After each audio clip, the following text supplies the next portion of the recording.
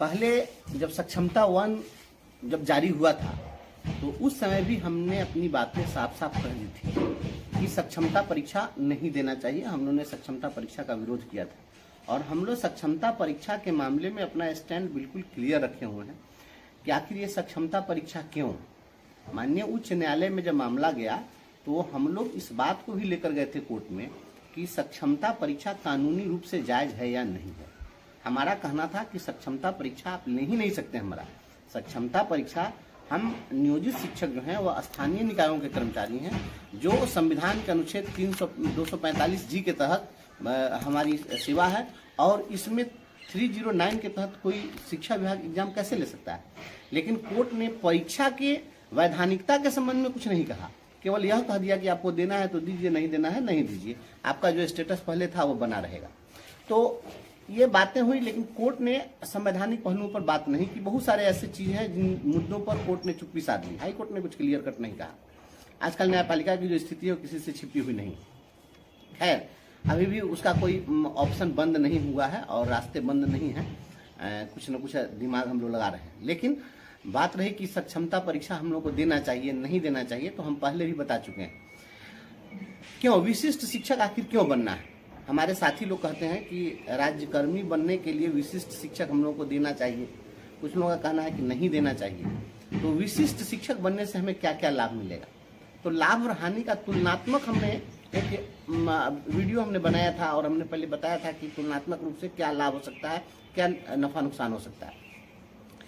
जो एक राज्यकर्मी होता है उस राज्यकर्मी को क्या चीजें मिलती है, पहले इस बात को समझ लीजिए। तो राज्यकर्मी को जो सुविधाएं मिलती है उन सुविधाओं में राज्यकर्मी को सेवानिवृत्ति के उपरांत एक राज्यकर्मी को 4 चीजें मिलती है, जिसमें उनका ईएल होता है, ग्रेचुटी होती है, ग्रुप लाइफ इंश्योरेंस होता है और जीपीएफ होता है, और उसके बाद बचता है पेंशन।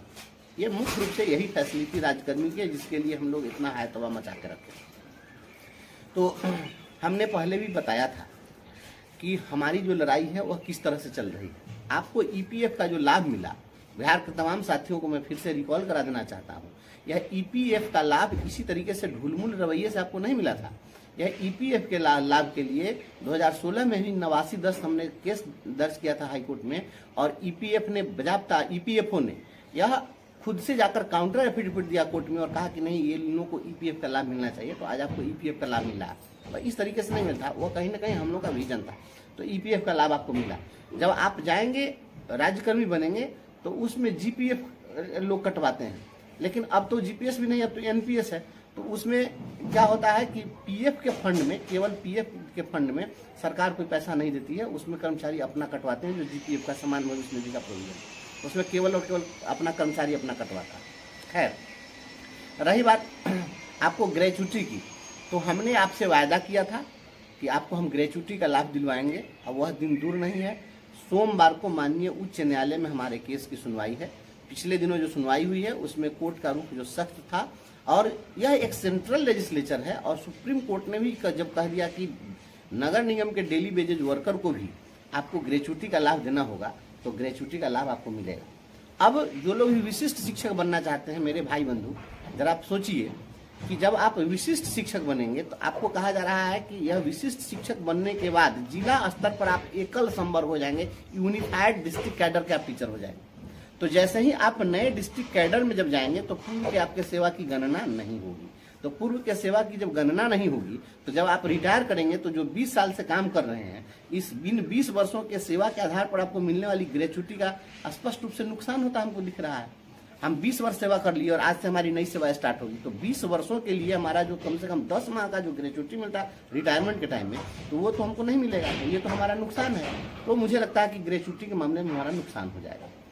सीनियरिटी के मामले में हमारा नुकसान हो जाएगा, क्योंकि जब यूनिफाइड कैडर बनेगा तो उस कैडर में जाने के दिन से फिर हमारी सीनियरिटी का निर्धारण किया जाएगा, तो हमारी सीनियरिटी का नुकसान हो जाएगा।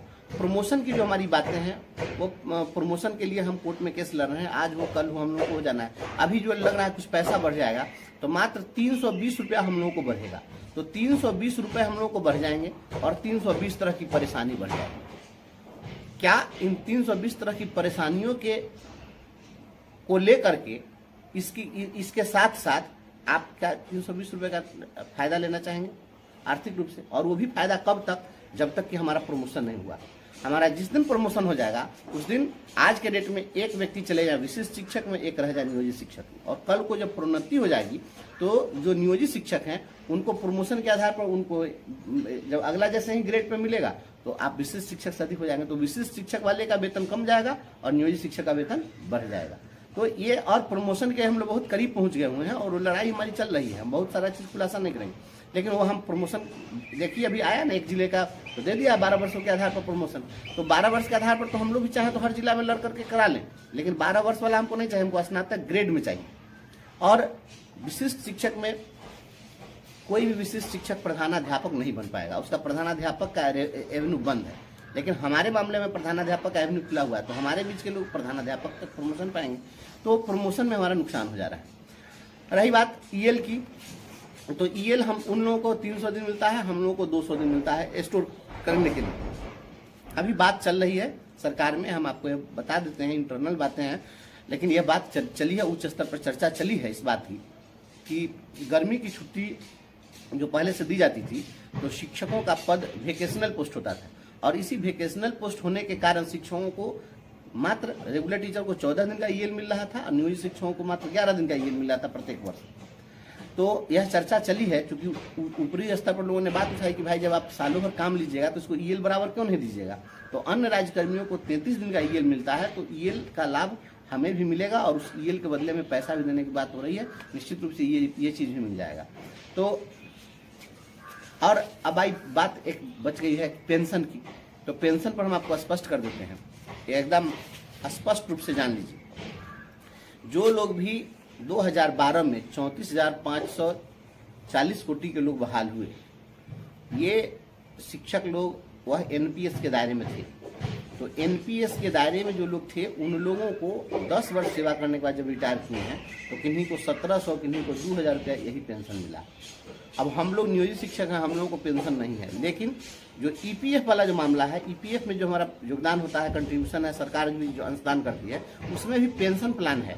तो पूर्व से जो ईपीएफ का पेंशन प्लान है उसमें था कि 10 वर्षों तक अगर आपकी कटौती होती है तो न्यूनतम 1000 रुपये आपको पेंशन दिया जाएगा ईपीएफ में। लेकिन अब बात चली भारत सरकार में कि पेंशन जो है 1000 रुपया देने का कोई मतलब नहीं है, 1000 रुपया से क्या होगा। तो भारत सरकार ने फाइल बढ़ा दिया डिपार्टमेंट ने, और इस पर बात हो गई है कि न्यूनतम पेंशन 7000 रुपए दिए जाएंगे जिनका 10 वर्ष ईपीएफ में कंट्रीब्यूशन हो चुका है। तो यहाँ 2 लड़ाई हमारी होगी, एक तो कि हम सभी लोगों को अभी जो ये 2020 से ये और 22 से जो हमारा जो ये शुरू कर रहे हैं ईपीएफ में कटौती का, तो हम लोग इसकी भी लड़ाई लड़ेंगे।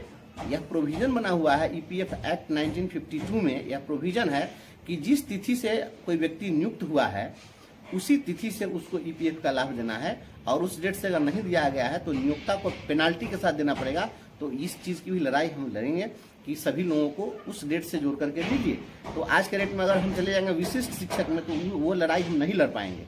तो हमारे 20 वर्षों का कंट्रीब्यूशन भी सरकार को देना पड़ेगा, और ये इसमें कितने लाख रुपए होंगे और ये जमा करना पड़ेगा, और इसके आधार पर हमारा जो पेंशन होगा बहुत आगे चला जाएगा। तो हम आज जो जाएंगे विशिष्ट शिक्षक में तो उसमें जितना पेंशन मिलेगा उससे ज्यादा पेंशन हमको ईपीएफ में मिल जाएगा।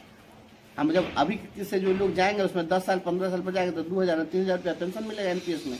और वो एनपीएस का पेंशन क्या होता है, एनपीएस का पेंशन शेयर मार्केट आधारित होता है, तो उसका लाभ जो है पेंशन के मामले में भी ईपीएफ वाले लोग ज्यादा बेनिफिटेड रहेंगे जो स्थिति बनेगी।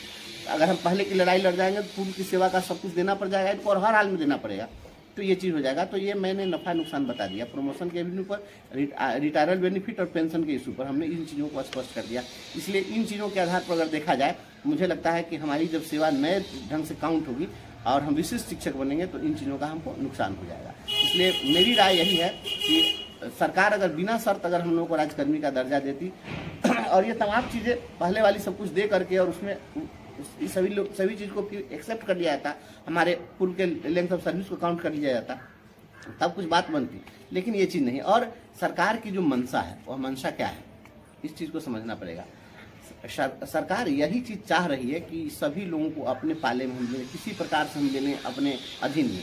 क्योंकि अभी इनका वश नहीं चलता है। अभी जो ये जल्लाद की तरह आदेश पारित कर देते हैं कि इनकी सेवा समाप्त कर दो, ऊपर FIR कर दो, ये कर दो, वो कर दो, तो ये जो करते रहते हैं, तो अगर इनके हाथ में रहता तब तो अभी तक तो इस सबको खा चिबा जाते जो लोग लड़ रहा है। लेकिन अभी कुछ बात ऐसी है कि हम नियोजन इकाई के अधीन है, जो डायरेक्ट इनका वश नहीं चल रहा है, नहीं तो ये पूरी तरह बर्बाद करके रख देते। इसलिए हम समझते हैं कि विशिष्ट शिक्षक की जो ये परीक्षा है, ये सक्षमता 2 ये हम लोग का जो पूर्व का स्टैंड है, उसी स्टैंड पर हम लोग को कायम रहना चाहिए। कोई लाभ इससे हम लोग को नहीं। कुछ शिक्षक का कहना है कि सक्षमता परीक्षा नहीं देने वाले शिक्षकों की संख्या कम हो जाएगी तो उन्हें वेतन मिलने में देरी होगी। देखिए, किसी काम को नहीं करने के हजारों बहाने हैं और उसी काम को कर लेने के भी सैकड़ों बहाने। ये जो लोग भी कह रहे हैं वे लोग कंफ्यूज लोग हैं और उन लोगों को कुछ भी पता होता है नहीं। अब उन लोगों को अपने पक्ष में लॉजिक देना है, क्योंकि उनको परीक्षा देने का मन है, तो वो आखिर जब मन है तो कैसे कहेंगे कि हाँ परीक्षा कैसे देंगे, किस आधार पर देंगे। तो वो तरह तरह की बात सोचते हैं। उनको सपना आता है, सपना में जान गए लोग, भविष्य वक्ता हैं ये लोग। ये फालतू बात है। जो लोग भी कह रहे हैं कि कम संख्या में बच जाएंगे तो वेतन इनको मिलने में परेशानी होगी, ये कम रहेगा तो उसी को वेतन देने में आसानी होगी। ये तो कॉमन सी बात है कि जिसकी संख्या कम रहेगी तो उसके लिए कम पैसे का उपबंध करना पड़ेगा। तो जब कम लोग रहेंगे तो उनको कम पैसा उपबंध करना होगा तो सरकार आसानी से दे देगी। ज्यादा लोगों के लिए ज्यादा पैसे की आवश्यकता होगी, नहीं मिलेगा तो उनको परेशानी होगी। ये कौन सा फार्मूला, उल्टा फार्मूला पढ़ लेते हैं शिक्षक लोग। ये कोई भी शिक्षक इस तरह की बात करता है वो तमाशा कर रहे हैं, और इसलिए क्योंकि उनको परीक्षा देने का मन है। तो जिनको देने का मन है तो उनको कोई जाकर के बाई फोर्स तो कोई रोक नहीं रहा है।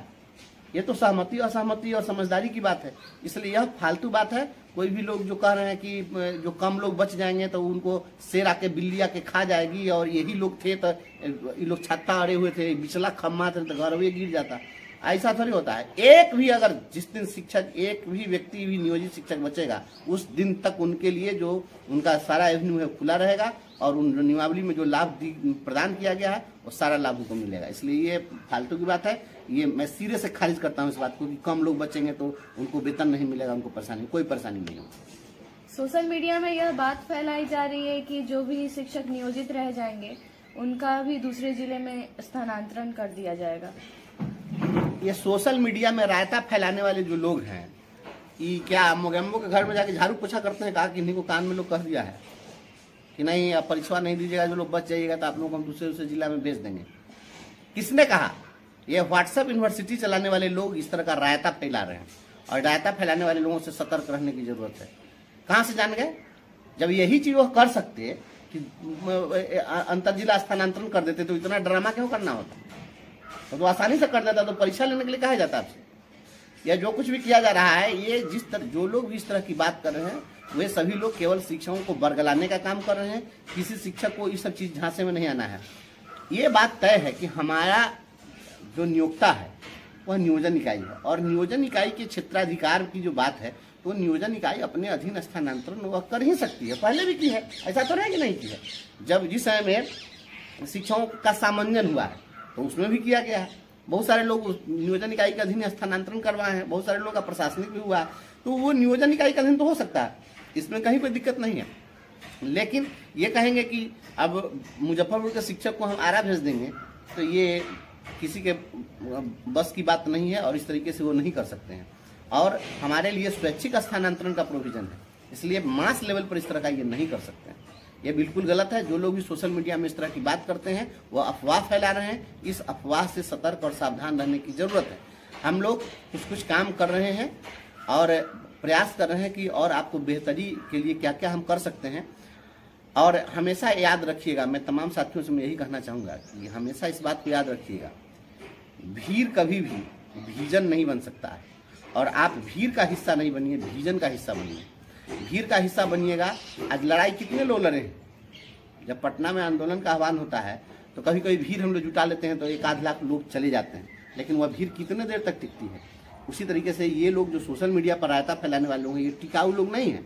ये लोग उलूल जुलूल तर्क पेश करके आपको बरगला रहे हैं, आपको गुमराह कर रहे हैं।